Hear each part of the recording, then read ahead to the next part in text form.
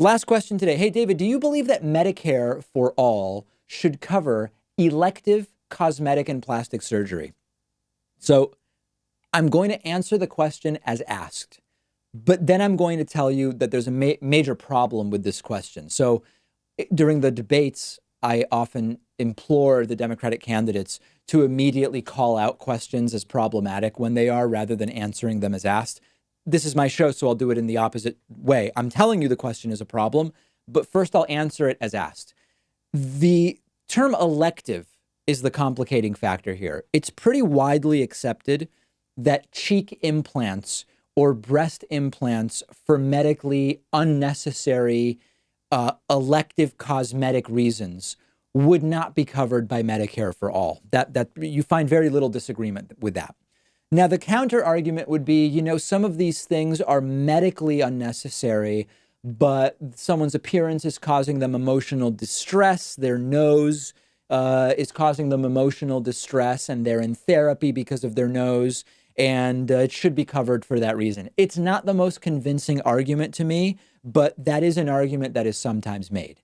Then you get to, well, what about cosmetic surgery that's the result of injury or illness? And most people say that that should be covered by Medicare for all, and I completely agree.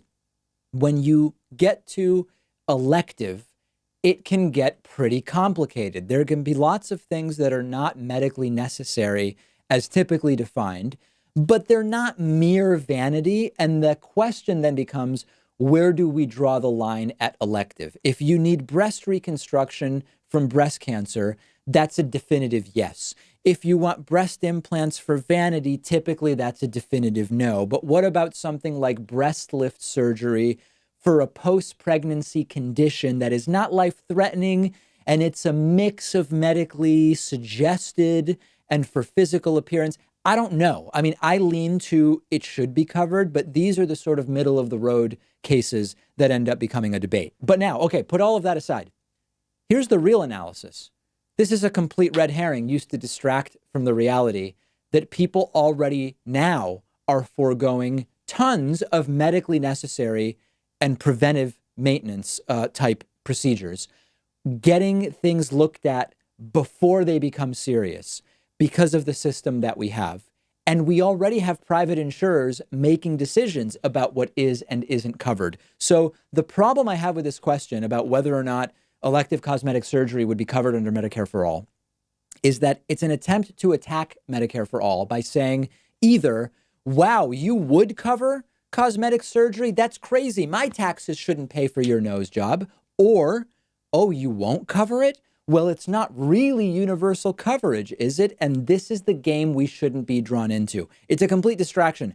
I'm more than glad to have the conversation here on the show because I'm answering your questions and telling you what I think. But this is a complete and total distraction from the fact that even if these questions about cosmetic surgery remain, countless other issues are resolved by Medicare for all, and we already have the same type of issues that people are describing about edge case, middle of the road, elective cosmetic surgery. So don't allow yourself to fall for what is, quite frankly, a distraction from the real debate as to what kind of healthcare system we should have in the United States.